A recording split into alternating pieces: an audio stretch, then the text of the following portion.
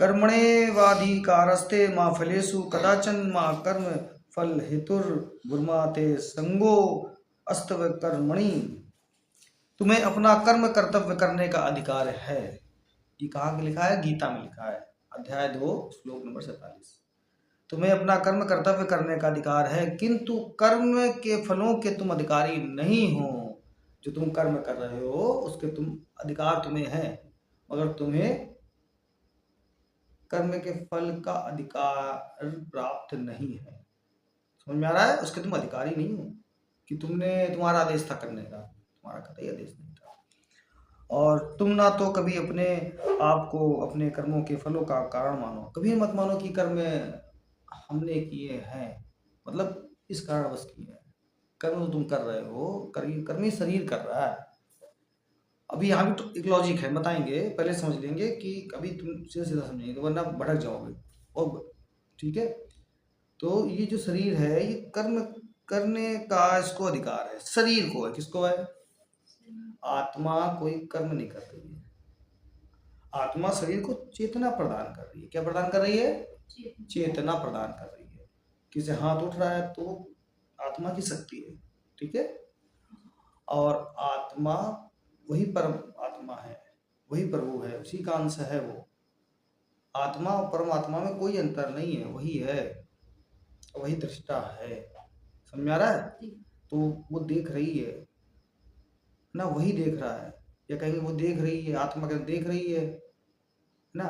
तो यहाँ male female का मतलब भी नहीं है, बस वही है, वही देख रहा है, वही सब कुछ कर रहा है। ये जो शक्ति आ रही है बोलने की, जो शक्ति हम कह रहे हैं, जैसे बोल रहे हैं, आंखें खोल रहे हैं, जो ये शक्ति प्रदान हो रही है, जो हवा चल रही है, वायु चल रही है, आकाश में सूर्य भगवान घूम रहे हैं, तो वही एक शक्ति काम कर रही है।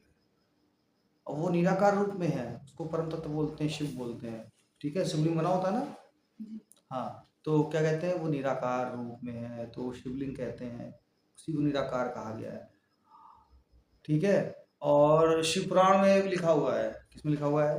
शिवपुराण में, हाँ। जब शिव जी ने दर्शन दिए तो वो ओम के रूप में थे, है ना। समझ में आ रहा है? किस रूप में थे? ओम के रूप में थे, अक्षर ब्रह्म, साकार रूप में जब दिखे, ठीक है। तो ये समझेंगे, तुम्हें अपना कर्म कर्तव्य करने का अधिकार है, किंतु कर्म के फलों के तुम अधिकारी नहीं हो। तुम ना तो कभी अपने आप को अपने कर्मों के फलों का कारण मानो, ना ही कर्म करने में कभी आसक्त हो। कर्म 3 प्रकार के हैं। यहाँ पर 3 विचारणीय बातें हैं। कर्म, स्वधर्म, विक्रम तथा कर्म। कर्म 3 प्रकार के हैं, स्वधर्म, विक्रम, अकर्म, ठीक है। कर्म स्वधर्म वे कार्य हैं। स्वधर्म कौन से कार्य हैं? जिनका आदेश प्रकृति के गुणों के रूप में प्राप्त किया जाता है, ये स्वधर्म है। अधिकारी की संपत्ति के बिना किए गए कर्म विक्रम कहलाते हैं। अधिकारी कौन है? प्रभु हैं,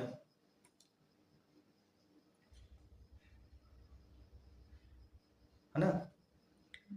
और अकर्म का अर्थ है अपने कर्मों को ना करना। भगवान ने अर्जुन को उपदेश दिया कि वह निष्क्रिय ना हो, अपितु फल के प्रति आसक्त हुए बिना अपना कर्म करे।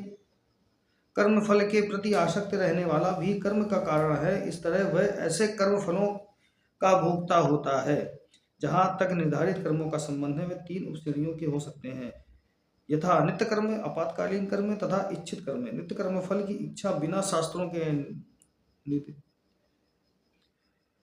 निर्देशानुसार सतों गुण में रहकर किए जाते हैं। फल युक्त कर्म बंधन के कारण बनते हैं, ठीक है। अतः ऐसे कर्म अशुभ हैं। हर व्यक्ति को अपने कर्म पर अधिकार है, किंतु उसे फल से अनासक्त होकर कर्म करना चाहिए। ऐसे निष्काम कर्म निसंदेह मुक्ति पथ की ओर ले जाने वाले हैं। अतः भगवान अर्जुन को फलासक्ति रहित होकर कर्म स्वधर्म के रूप में युद्ध करने की आज्ञा दी।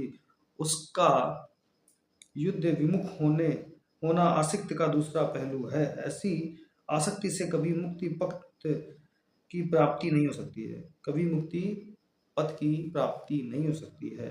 आसक्ति चाहे स्वीकारात्मक हो या निषेधात्मक हो, वह बंधन का कारण है। अकर्म पापमय है तथा कर्तव्य के रूप में यह युद्ध करना ही अर्जुन के लिए मुक्ति का एक मात्र कल्याणकारी मार्ग था।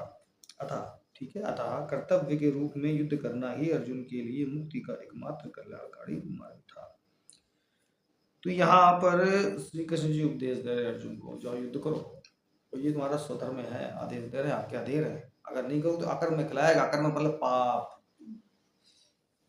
प्रभु की इच्छा हो और तुम मना करो, नहीं करेंगे तो पाप कहलाएगा, है ना।